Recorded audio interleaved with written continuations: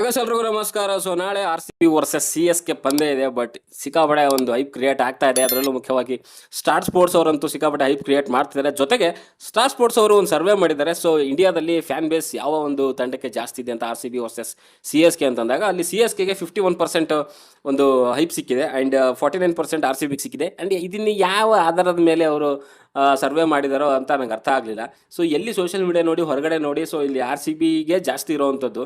So ಅದು ಬೇರೆ ಒಂದು ಸ್ಟೇಟಲ್ಲಾದ್ರೂ ಆಗಿರ್ಬೋದು, ನಮ್ಮಲ್ಲಾದ್ರೂ ಆಗಿರ್ಬೋದು, ಇನ್ಕ್ಲೂಡಿಂಗ್ ಚೆನ್ನೈನಲ್ಲೂ ಕೂಡ ನಮ್ಮವರು, ತಮಿಳ್ನಾಡಲ್ಲೂ ಕೂಡ ನಮ್ಮ RCB ಸಪೋರ್ಟ್ ಮಾಡೋರಿದ್ದಾರೆ ಆ್ಯಂಡ್ ಇಲ್ಲೂ ಕೂಡ ಇದ್ದಾರೆ, ಇಲ್ಲ ಅಂತ ಹೇಳ್ತಲ್ಲ. ಬಟ್ ಇಲ್ಲಿ ಓನ್ಲಿ ಬೆಂಗಳೂರಲ್ಲಿ ಮಾತ್ರ CSK ಸಪೋರ್ಟ್ ಮಾಡೋರಿದ್ದಾರೆ. ಬಿಟ್ಟರೆ ಬಿಟ್ಟರೆ ಔಟ್ಸೈಡಲ್ಲೂ ನಾರ್ಮಲಿ RCBಗೆ ಸಪೋರ್ಟ್ ಮಾಡೋರಿದ್ದಾರೆ. ಅದರಲ್ಲೂ ಮುಖ್ಯವಾಗಿ ಈ ಒಂದು ವರ್ಷದಲ್ಲಿ ತೊಗೊಳಕ್ಕೆ ಹೋದರೆ, ಸೊ ಕನ್ನಡದ ಬಗ್ಗೆ RCB ತೋರಿರುವಂಥ ಒಂದು ಕಾಳಜಿ ಆದರೂ ಆಗಿರ್ಬೋದು, ಸೊ ಅವ್ರ ಪ್ರೀತಿ ಆದರೂ ಆಗಿರ್ಬೋದು ಕನ್ನಡದ ಬಗ್ಗೆ ಇನ್ನೂ ಸ್ವಲ್ಪ ಜಾಸ್ತಿ ಆಗಿದೆ ಅಂತಲೇ ಹೇಳ್ತೀನಿ. ಬಟ್ ಇವರು ಸ್ಟಾರ್ ಸ್ಪೋರ್ಟ್ಸ್ ಅವರು ಯಾವ ಆಧಾರದ ಮೇಲೆ ತೊಗೊಂಡಿದ್ದಾರೋ ಗೊತ್ತಿಲ್ಲ. ಬಟ್ ಒಂದು 51% ಅಂತೂ ಅವ್ರಿಗೆ ಕೊಟ್ಟಿದ್ದಾರೆ, ನಮಗೊಂದು 2% ಕಡಿಮೆ ಕೊಟ್ಟಿದ್ದಾರೆ.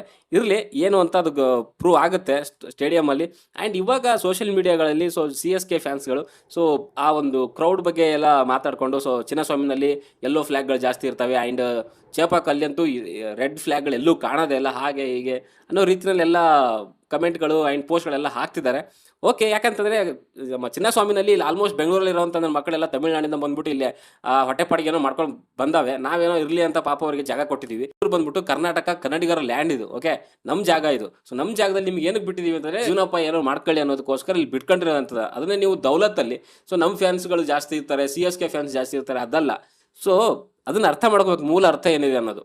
ಸೊ ಇದು ಒಂದು ಇರೋವಂಥದ್ದು ಈ yellow flag and red flag. Okay, ಒಂದು ಟೈಮಲ್ಲಿ ಸೊ RCB ಒಂದು ಫ್ಲ್ಯಾಗ್ಗಳು ಯಾವ ರೀತಿಯಲ್ಲಿ ಇರ್ತಿತ್ತು ಅಂತಂದರೆ, ನೀವು ಆಲ್ರೆಡಿ ನೋಡಿದಾರೆ, ಪೂರ್ತಿ ಚಿನ್ನಸ್ವಾಮಿ ಫುಲ್ ಬ್ಲಡ್ಡಾಗಿ ಹೋಗಿರೋದು, ಆ ರೇಂಜಿಗೆ ಇರೋದು. ಆಮೇಲೆ ಇನ್ನೊಂದು ಏನಂತಂದರೆ, ಕೆಲವು ಸ್ಟೇಡಿಯಂಗಳಲ್ಲಿ ಬೇರೆ ಒಂದು ತಂಡದ ಒಂದು ಫ್ಲ್ಯಾಗ್ಗಳನ್ನಾದರೂ ಆಗಿರ್ಬೋದು ಅದನ್ನು ಬಿಡಲ್ಲ. ಸೊ ಮೇ ಬಿ ಅದು CSK ಆಗ್ಬೋದು. ಬಟ್ ನಮ್ಮ RCBನಲ್ಲಿ ಆ ರೀತಿಯಲ್ಲಿ ಚಿನ್ನಸ್ವಾಮಿಲಿ ಹಂಗೆ ಮಾಡಲ್ಲ. ಸೊ CSK ಆದರೂ ಆಗಿರ್ಬೋದು, ಅಪೋಸಿಟ್ ತಂಡ ಯಾವುದಿರುತ್ತೆ ಸೊ ಅವರ ಫ್ಲ್ಯಾಗ್ ಆದರೂ ಆಗಿರ್ಬೋದು, ಅವರ ಪೋಸ್ಟರ್ಗಳು, ಸಿಕ್ಸು ಆ ಥರದ್ದೆಲ್ಲ ಬಿಡ್ತಾರೆ. ಬಟ್ ಮೇ ಬಿ CSKನಲ್ಲಿ RCB ಒಂದು ಫ್ಲ್ಯಾಗ್ಗಳನ್ನು ಅಥವಾ ಟಿ ಶರ್ಟ್ಗಳನ್ನು ಹಾಕೊಂಡು ಹೋದರೆ ಬಿಡಲ್ಲ ಅಂತ ಅನ್ಸುತ್ತೆ. ಸೊ ಅಲ್ಲಿ ಸ್ವಲ್ಪ ರಿಸ್ಟ್ರಿಕ್ಟ್ ಮಾಡ್ಬೋದು. ಸೊ ಅದಕ್ಕೋಸ್ಕರನೇ ಎಲ್ಲೋ ಇರ್ಬೋದೇನೋ. ಬಟ್ ಆಮೇಲೆ ಇನ್ನೊಂದು ಏನಂತಂದರೆ, ಆ ಪೋಸ್ಟ್ಗಳು ಹಾಕ್ತವ್ರೆ, ಯಾವುದೋ ಒಂದು ಬೇರೆ ಸ್ಪೋರ್ಟ್ಸ್ ತಂದುಬಿಟ್ಟು ಅಲ್ಲಿ ಎಡಿಟ್ ಮಾಡಿ CSK ಅದು ಅಂತ ಹಾಕ್ತವ್ರೆ, ಅದು ಅಲ್ಲ ಅದು. ಸೊ ಪೂರ್ತಿ ಎಲ್ಲೋ ಇರೋದು ಯಾವುದೋ ಬೇರೆ ಫುಟ್ಬಾಲ್ದು ಯಾವುದೋ ಬೇರೆ ಕ್ರೀಡೆದು ಇರಬೇಕದು. ಸೊ ಈ ರೀತಿಯಲ್ಲಿ ಗಿಮಿಕ್ಗಳೆಲ್ಲ ಮಾಡಿಕೊಂಡು ನಮ್ಮದೇ ಫ್ಯಾನ್ ಬೇಸ್ ಜಾಸ್ತಿ ಹಾಗೆ ಹೀಗೆ ಅಂತೆಲ್ಲ ಪುಂಕ್ತವ್ರೆ. ರಿಯಾಲಿಟಿನಲ್ಲಿ ಏನು ಅನ್ನೋದು ಎಲ್ರಿಗೂ ಗೊತ್ತಿರುವಂಥ ವಿಚಾರನೇ. ಓಕೆ, ಬಾಯ್.